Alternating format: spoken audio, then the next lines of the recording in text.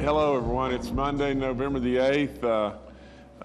Absolutely, I've got a special guest today. Our coronavirus czar is with me here, and before I go any further, I want to just tell that these feelings are for real in every way. He has been an incredible partner with me through this entire thing, and Dr. Marsh is he's not only a brainiac, but he gets it. He gets it from the standpoint of community and love for West Virginia, and I could never be more thankful. So he's going to talk with you in just a few moments, and like I said, I'm always really tickled to see him.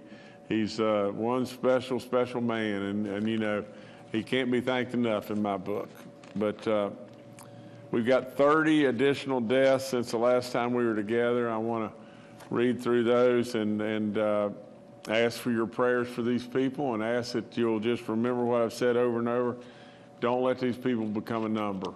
Just absolutely, if you would, please reach out to the families if you know them, and if you don't, just please keep them in your prayers. The 4,519th death is a 68-year-old male from Upshur County. The 4,520th death, a 61-year-old male from Logan County. The 4,521st death, a 65-year-old male from Raleigh County. The 2,522nd death, an 84-year-old female from Kanawha County. The 2,523rd death, a 49-year-old female from Wayne County. The 4,524th death, an 84-year-old female from Wayne County. I'm sorry, the 4,524th death, an 83-year-old female from Wayne County. And let me back up and say the 4,523rd death, a 49-year-old female from Wayne County. If I could skip the 4,525th death, an 88-year-old female from Wayne County. The 4,526th death, a 77-year-old female from Mingo County. The 4,527th death, a 49-year-old female from Wood County. The 4,528th death, a 73-year-old male from Preston County. The 4,529th death, a 44-year-old female from Cabell County. The 4,530th death, a 53-year-old male from Nicholas County. The 4,531st death, an 80-year-old male from Webster County. The 4,532nd death, a 65-year-old male from Cabell County. The 4,533rd death, an 81-year-old female from Kanawha County. The 4,534th death, a 73-year-old male from Berkeley County. The 4,535th death, a 71-year-old male from Doddridge County. The 4,536th death, a 76-year-old female from Lincoln County. The 4,537th death, a 36-year-old male from Lewis County. It's bad. The 4,538th death, a 70-year-old female from Harrison County. The 4,539th death, a 57-year-old female from Kanawha County. The 4,540th death, an 88-year-old male from Kanawha County. The 4,541st death, a 67-year-old female from Cabell County. The 4,542nd death, a 96-year-old female from Raleigh County. The 4,543rd death, an 81-year-old male from Hancock County. The 4,544th death, a 93-year-old female from Wood County. The 4,545th death, a 66-year-old female from Wood County. The 4,546th death, a 79-year-old male from Tucker County. The 4,547th death, a 65-year-old male from Harrison County. And the 4,548th death is a 67-year-old male from Jefferson County. I mean, if you step back and think about it, I've said it thousands of times, it seems like, but 4,548 people have perished in this pandemic. It's just unthinkable, to tell you the truth. Active cases are 6,318. We have 407 new positive cases today. We probably didn't test a lot and everything, but our positivity rate is at 9.16. Our cumulative rate is at 6.14. Recovered cases a little over 267,000. We're 533 that are hospitalized, 197 in the ICU units, and 100 on ventilators. There's about 20% of the folks that are hospitalized in West Virginia, maybe a little less than that are hospitalized that are fully vaccinated. The overwhelming percentage of the number of deaths or the number that are in the ICU units are unvaccinated folks. So what does that tell you? It tells you just straight and simple, you've got to get vaccinated. That's all there is to it. There's 7 green counties now. Maybe that's a little teeny bit better. There are 42 outbreaks in 19 counties. There's 636 people, in our school systems that have COVID or have the Delta variant, and overwhelmingly it's all Delta now. I want to talk to you just a second because, this just happened, on Friday, but we lost a great man in West Virginia, a real friend of mine, Bob Kiss, and Bob had been the Speaker of the House and the Secretary of Revenue, and I asked for your prayers, and I am issuing a proclamation to lower all West Virginia flags and U.S. flags to half-staff tomorrow in honor this great West Virginian. Bob was 63, I think, and I've been told 64 and 63, but nevertheless, way too young for us to lose him. And you know, a real spokesman, a real servant, you know, to West Virginia, and a real friend of mine. So anyway, please keep him in your prayers, and all of his loved ones, all of his family. I've just got some announcements I'm going to do here real quick, but you know, our Do It for Baby Dog round 3 is going to start now, and we're going to be focusing on the kids that are 5 to 11 years of age, or really 5 to 18 years of age. You know, we're dialed in to the fact, and Dr. Marsh is going to talk to you in just a little bit, but when you hear from him, you're going to hear, you know, you're going to hear point blank news that we're still a long ways from being out of the woods. The way we get out of the woods is real simple. We get our population vaccinated. You know, we get our population fully vaccinated. I think you'll hear in just a second from me that from a standpoint of vaccination, we're almost at 64% of those that are 5 to you know, five and above in our population, but we still lag behind. We're still around 54% of fully vaccinated. And I would just tell you, just as point blank as I know how to tell you, you know, without any question, if you're going to get vaccinated, you've surely got to follow up and get fully vaccinated. And then if you need your booster shots, you'll hear some profound words from Dr. Marsh in regard to your booster shot in just a minute.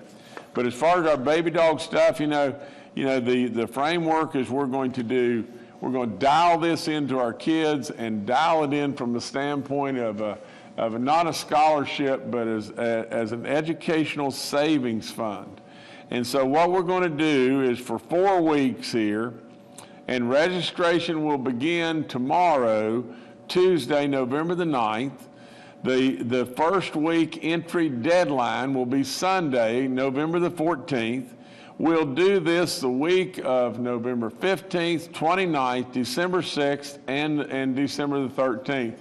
And we're going to jump across Thanksgiving. We're going to try to have this wrapped up and everything before Thanksgiving. But this is our campaign to try to do something to incentivize our youngest and the youngest with parental, approval and everything to get vaccinated. We're going to give away 25 educational savings funds per week of $10,000 each. 25 of them we're going to give away every week. We're going to give away 100 lifetime hunting and fishing licenses per week, lifetime. We're going to go through the weeks, and we're going to give a grand prize winner each week that's going to get a $50,000 educational savings fund. And in addition to that, we're going to give the students, where the student was selected, we're going to give the school a $50,000 check as well. And then we're going to have some kind of baby dog and the governor type party at the school that's been awarded this. And then the last thing we're going to do is during the last week, we're going to up it just a little bit more, and we're going to give away a $100,000 educational savings fund to a student and everything. And we're going to have a grand prize there where maybe maybe Santa and baby dog as a reindeer will come, and we'll also give $100,000 to the school at that time. So with all that, we'll have some fun with all this and everything, and we'll also, you'll also hear additional remarks and everything from that a doctor, I guess a doctor will join us. Is that correct? Are we going to try to do that? We're going to have vaccine available at the schools and everything with parental approval and everything. We're going to have a doctor that's going to be with us and maybe deliver some good messages to whomever to the school while we're there. But the net of the whole thing is we're going to try to wrap all this up before Christmas, and it's open to all West Virginians. no matter what age, but primarily we're dialed into the 5 through 18-year-olds, and I think 5 through 17 has to have parental consent, and so that's what we're going to do. We're going to go out with Baby Doll. We're going to dial right into our schools, and we're going to try every way whatsoever we can to at least incentivize from the standpoint of education. Maybe not incentivize from the standpoint of, yeah, you got to take this booster shot, but at least put it in the eyes of the public, you know, to where they can see and everything, and we just don't push this in the background because we're close, but we're not there. We're just not there yet. Now, we've got a great big grand opening that's coming up, and today I'm excited to invite all West Virginians to tune in or attend a huge ribbon-cutting celebration this Thursday, November the 11th. As we cut the ribbon for the last 14.6-mile section of, believe it or not, Route 35 from Buffalo to Point Pleasant. Now, you and I both know, it's been forever. Forever is the right word. Forever trying to get this road done. And with all that, the final section cost $257 million. You know, it is absolutely, this event will be held on Veterans Day, and will also pay tribute to all the veterans and their families, you know, that are there, and all their honor that they've given in every way. You know, I invite you to come and join us or watch the event on my social media or the West Virginia Public Broadcasting. Details are all up on the website and everything. This is a major Roads to Prosperity project that allows travelers to drive on smooth 4-lane road for 37 consecutive miles beginning at Interstate 64 at Scott Depot and continuing straight through to Point Pleasant and the Ohio State line. You know, we've been waiting for this a long time, long time. That's great stuff right there. You know, also on Veterans Day, we'll have a virtual Veterans Day ceremony this Thursday, and it'll be on air on our social media and on TV with the West Virginia Public Broadcasting Channel at 11 a.m. on Thursday. The event will have our Adjutant General Bill Crane will be on. There'll be, you know, our Veterans Secretary, Ted Diaz, just a whole lot of people. Jeff Sandy with Homeland Security. We'll hear from a performance from absolutely the winning champions beyond belief, the Cabell Middle and High School Marching Band, you know, and also the Winfield High School show choir will perform. It is just a great honor and a great tribute to the people that have given us every single thing we have on this planet. And the last thing I have is the House of Representatives passed the infrastructure bill. You know, it's going on to the Senate. There's lots and lots of problems and everything, you know, all over the place in regard to that bill and everything. And we'll see, I guess, how the outcome will come out of the Senate and everything. We thank our representatives that voted for this, but at the same time, there's issues and everything. I hope to goodness that we'll get a clean infrastructure bill passed to where we'll be able to do phenomenal work on our bridges and roads and all of our different projects across this nation. So I thank those that are trying to push this through, but at the same time, I totally understand, you know, the bells and whistles, you know, that may be a problem.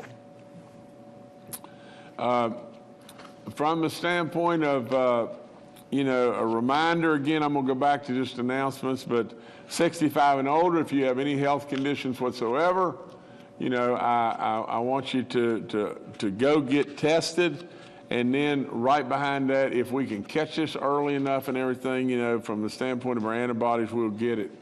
You know, our face coverings, you know, remember if you're, you know, this Delta variant is highly infectious, and if you're 65 and older and you have any kind of health conditions at all, you probably ought to be wearing a mask indoors for sure. One of the issues that we need to absolutely get people to move on is these booster shots. We shouldn't have people in the hospital, to tell you the truth, that are fully vaccinated. We should not have them there, or have so few. It's unbelievable, because the booster is as simple as just what it says. It is absolutely true beyond belief, and I want you to hear these words from Dr. Marsh in just a second. But without that booster, you're exposed. I remind you, if you've lost your card, we'll get you another one. Like I've said, I've been through this a little bit. We're up to 95.4% of the 65 and older. That's great, but really and truly, what we've got to dial into now is we're at 62.4% with one shot of our 5 and above age group. We're at 54% fully vaccinated. So we've got a ways to go still. And we keep battling this to get this as high as we possibly can. Dr. Marsh is going to give us more information on that in just a few minutes.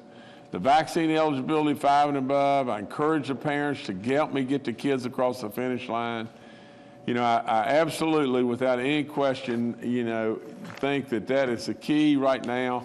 And that's a very, very single bullet that we've got. We've got to continue with that.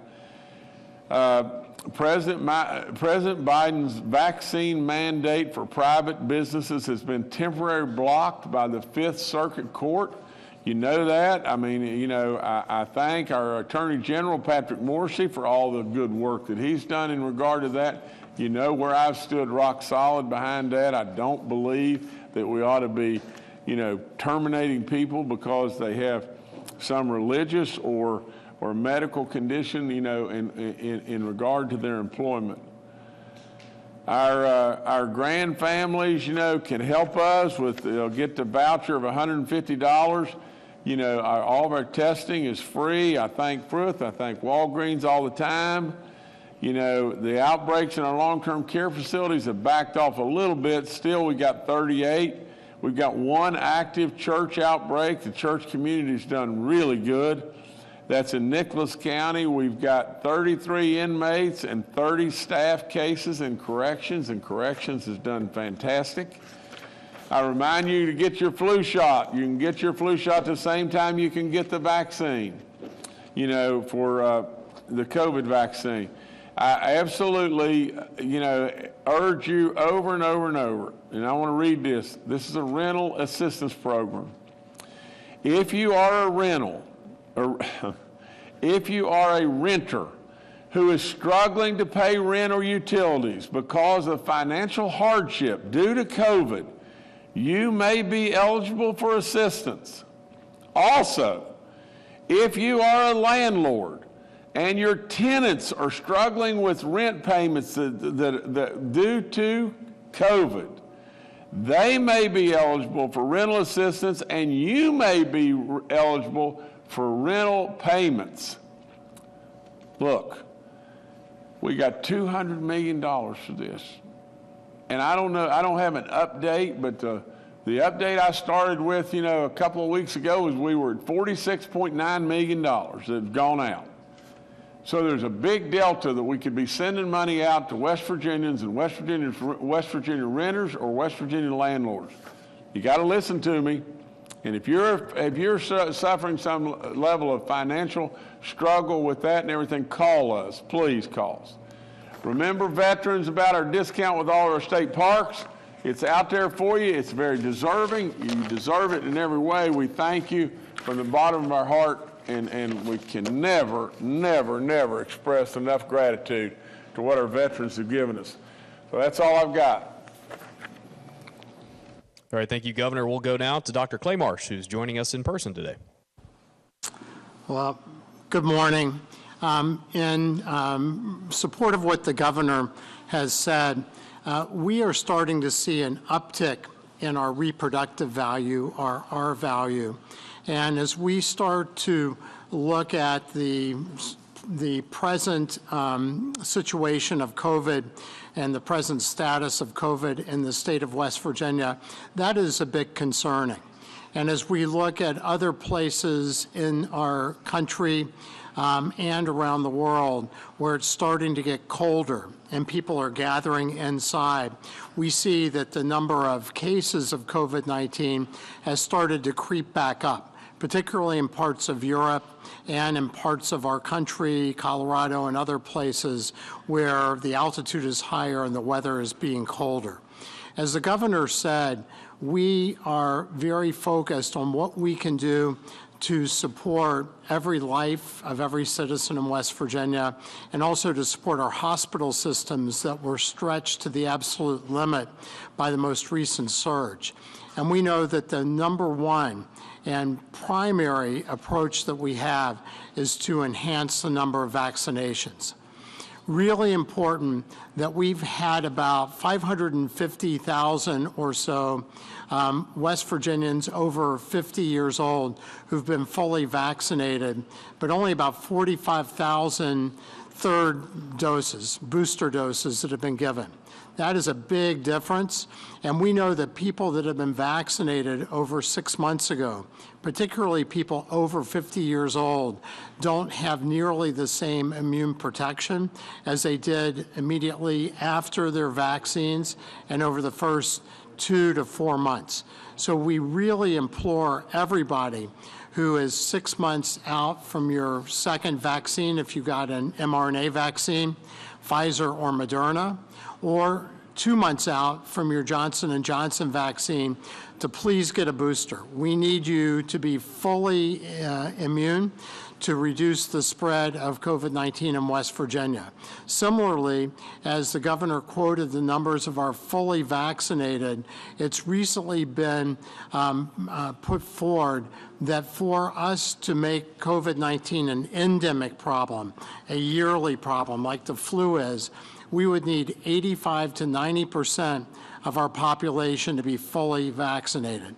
We are far away from that in West Virginia, and we are far away from that in our country. So it's really, really critical at this point that people take the right precautions, get tested if you're sick, consider wearing a mask indoors if you're vulnerable, but please get your booster dose, and please get your primary and secondary dose of the vaccine. That's the way we'll get out of this. And really, really important for each of us to recognize that in our hospitals today, we are seeing a lag in that sort of constant reduction, particularly in our really sick population, our ICU population, and our people on ventilators. And we see that about a quarter of the people now in the hospital who are people in the hospital are fully vaccinated, and about 15% of people in the ICU and on ventilators. And we look at our vaccine breakthrough deaths, we see almost all of them are in people 50 years old or greater. So really important, again, to get boosted. Thank you. Thank you, Dr. Marsh. Next, we'll go to retired Major General Jim Hoyer, the director of our Joint Interagency Task Force.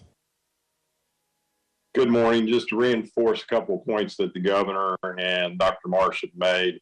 As Dr. Marsh pointed out, our transmission rate value is trending back up. It is a value that we have spent a lot of time with data analytics team building, and we know it is exceptionally accurate and effective, and it tells us that we have hit a plateau again, and particularly going into winter months and cold weather, as more people go inside, we must get people vaccinated. Another indicator of that, as Dr. Marsh pointed out, is while we have seen a reduction in our hospital numbers, we've seen a slight plateau of that. We're at 536 hospitalized today, but 195 of those are in the ICU. We have dropped slightly below 100 on ventilator patients, but again, we have hit some plateaus and we need to work not just first doses, but as the governor and Dr. Marsh both have pointed out, we have got to pick up the speed on our booster doses. We continue to have, over the last week, about a 0.2% a day increase in first doses of those over the age of 18. So while that is an encouraging trend, as the governor has pointed out multiple times, Dr. Marsh, myself, and others, it is not fast enough. We've got to continue to increase that pace. A quick update on pediatric doses. We will be receiving the third wave of pediatric doses this week. We also had confirmation that over 9,900 doses went directly to pharmacies and community health clinics under the federal pharmacy program. We have placed another order for this week, and there will be a meeting today with CDC on future ordering criteria and updates. So we continue to work those efforts and continue to make progress to get pediatric doses out to those who will be administering those doses. If you have questions, please call your local health department or call our hotline for information on where you can get your child vaccinated. And last thing I'd leave you with, I too had the privilege of working with Bob Kiss, both when I worked in the Speaker's office at the state legislature, and he was finance chairman, as well as when he was Speaker, and I was with the National Guard. And to Melinda and Bob's two sons, I just want to tell you that Bob Kiss made a great difference in our state, particularly making sure that we built the foundation for financial stability, particularly in our pension systems and other things, as Governor Justice pointed out. And he really did make an impact on the people of West Virginia. So Melinda and family, we send you our thoughts and prayers. Thank you. Thank you, sir. Dr. Ayn Amjad and Secretary Bill Crouch are joining us today and are available for questions. We'll now go to questions from members of the media. The first today from Kenny Bass with WCHS and Fox 11. Thank you. I'd like to echo what the general and the governor have said about Speaker Kiss. He was great to work with. I was shocked to hear that he had passed. We've lost a great West Virginian, obviously. A question for the governor, some clarification on the Do It for Baby Dog 3. You said everyone will be eligible to enter, and you said entries will be tomorrow, but how will people get registered for the next set of giveaways? Thank you, sir. Kenny, we'll back up and pick everybody up that has already registered, the ages 5 to 18 years of age. That's what we're dialing in on and everything. But we're just looking for people that, once they're vaccinated and they're 5 to 18 years of age, they register. And but that's just, we just go back to the same system we've had before. From the standpoint, if you go to our website on the screen, go through the how that works. It'll take 5 minutes max to be able to do it. And if from 5 to age 18 are eligible, and if their parents will just help them get through it and everything, and do it real quick. All right, thank you, Kenny. Next, we'll go to Charles Young with WV News.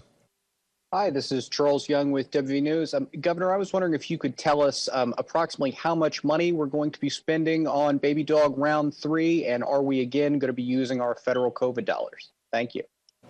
Charles, it's federal COVID dollars, and I think we're looking at probably $2 to $3 million. It's nowhere close to the money that we spent before, but we're reaching lots and lots of people, because we're going to give away 100 $10,000 scholarships or education savings funds, rather. That's $1 million. We're going, and I think all in is probably $2 million.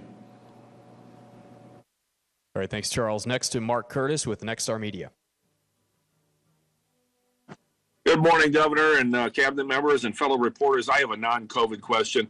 I'd just like to drill down a little bit on this federal infrastructure bill, Governor, and your thoughts on the significance. What are the priorities?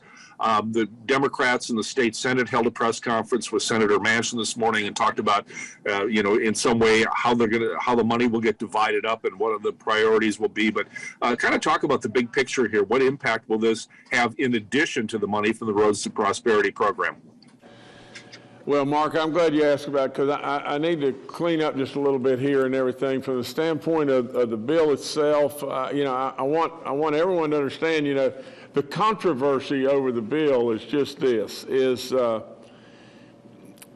it's been thought by Nancy Pelosi that this great big spending bill that they're trying to push and ram down everybody's throat, this social spending supposedly bill, that I believe wholeheartedly is just a way to throw money every direction you can throw it because they're in such trouble with the midterm election and trying to buy the midterm election. I don't really believe this social bill is driven by, per se, really trying to help people. You know, I am 100% behind trying to help all those that are having a tough time, but I don't believe in this. I don't believe in just throwing frivolous money away and cloaking it as trying to help people when really all we're trying to do is stay in power and buy an election.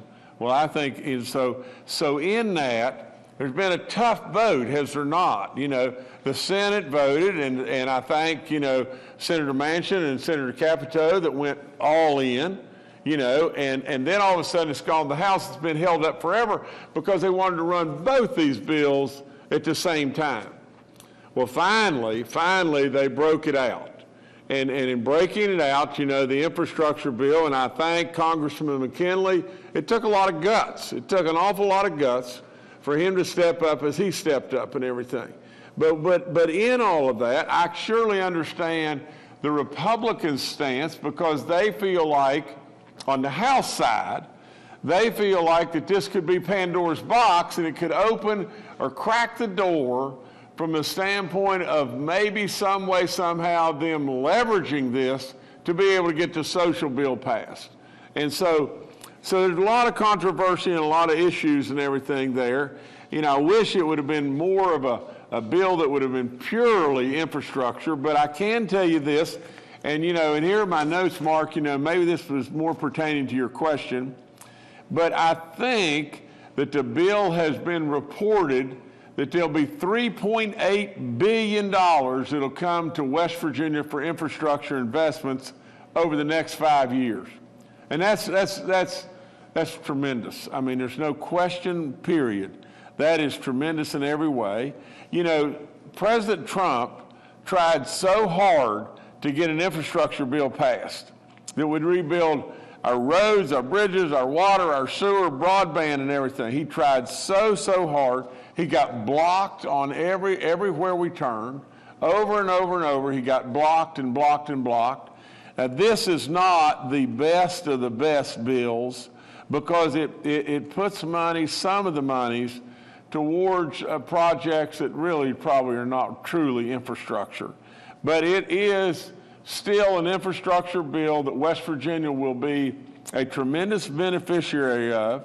Again, I thank, you know, Representative McKinley because it took a lot of guts for David to go the way David went. And really, at the end of the day, I thank Senator Capito and Senator Manchin.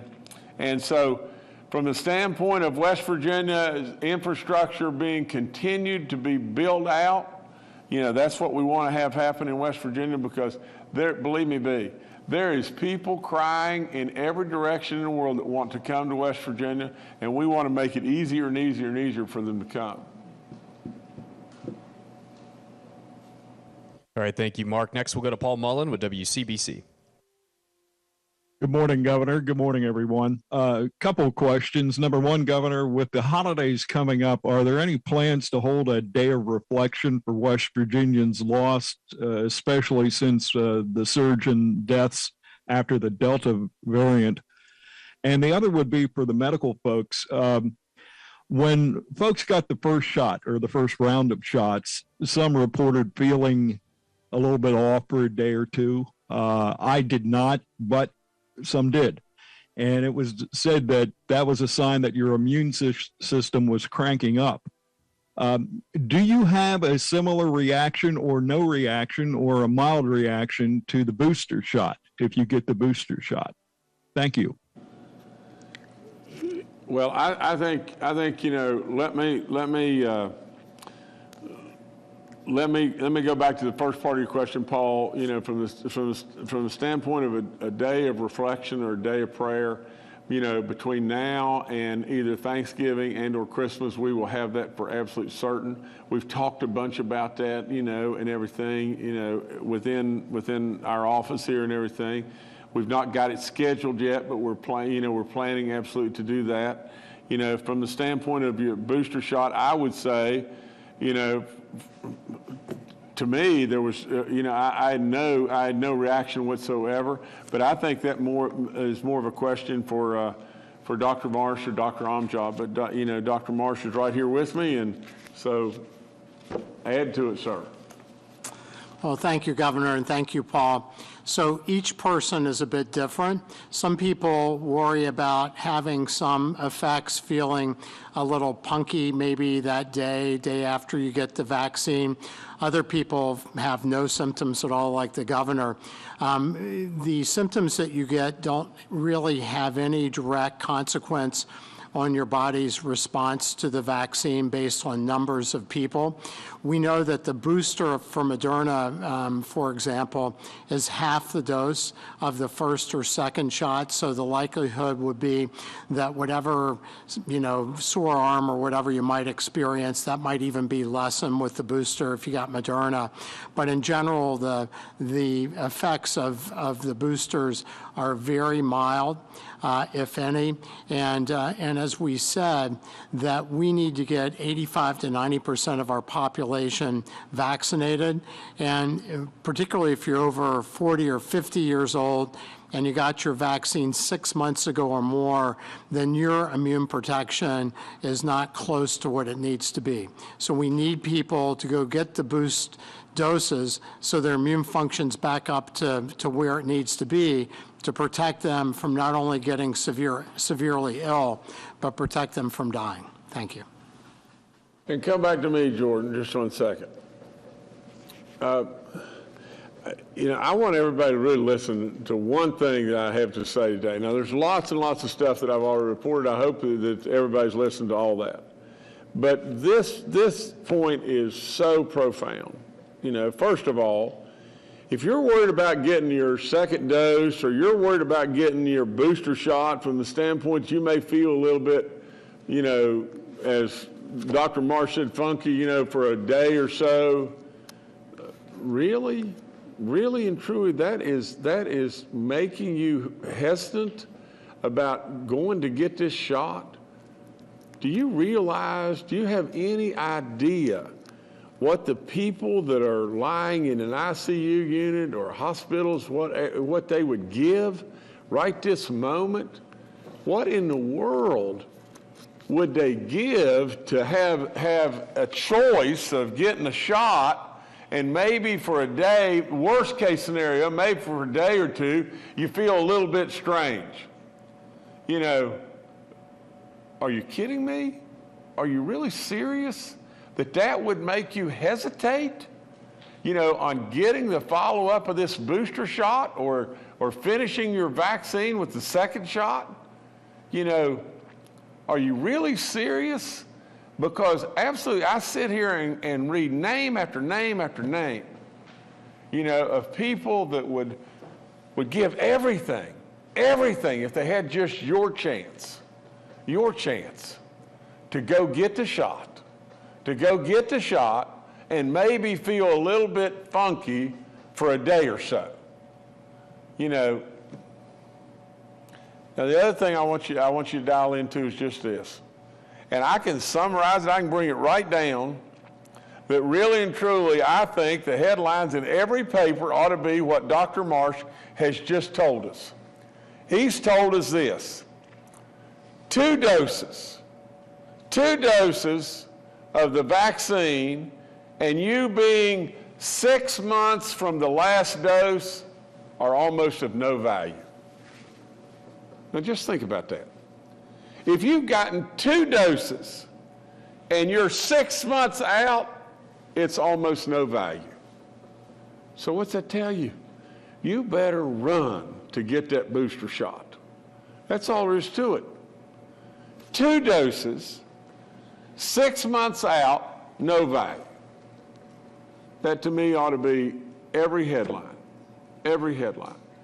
because we have an obligation from the media, we have an obligation from this governorship and this department to be able to tell everyone the truth, to tell everyone exactly what the news is. The boosters are available all across our state, statewide. 2 doses, 6 months out, no value. Think about that. Just think about it. Absolutely, you should be running to get that booster shot. That's all there is to it.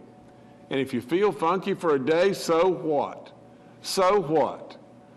Think about all the people that are lying in that ICU unit or on a ventilator or whatever it may be. It could be you. It could very well be you. And absolutely think about what they would give to not be there and have the opportunity that you have right today. Okay, Jordan. Well, thank you, Paul. Governor, I'll turn it back to you to close out. That was my ending. Really and truly, I'm done. You know, if we can't get it, we just can't get it. But we are trying every way in the world to educate. I absolutely have said 1,000 times over, I stand rock solid by the fact that if you've got a medical condition or you've got a religious belief in everything that makes you hesitate towards getting this vaccine, I'm going to stand right with you, and I'm going to stand arm in arm with you and say that is what has made America great. Freedoms, freedoms. But on the other hand, it is my job to educate you. And it is my job to absolutely try in every way I possibly can to get people across the finish line and get them vaccinated. Your booster shot is absolutely safe, and it is super effective. And absolutely, if all you do is go back to what Dr. Marsh, and there is nobody that I've run into that's smarter and more loyal to this state than all these experts, whether it be General Hoyer, Dr. Amjad, Secretary Crouch, whatever it may be, and all the other people behind them that are really helping in every way. But it is without question, how profound could it be? 2 doses. 6 months out, you have no value in them. Run and get the booster, please. Please.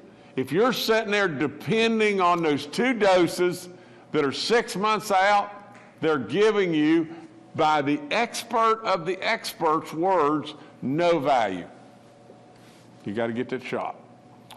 Okay, I'm done preaching. Thank y'all.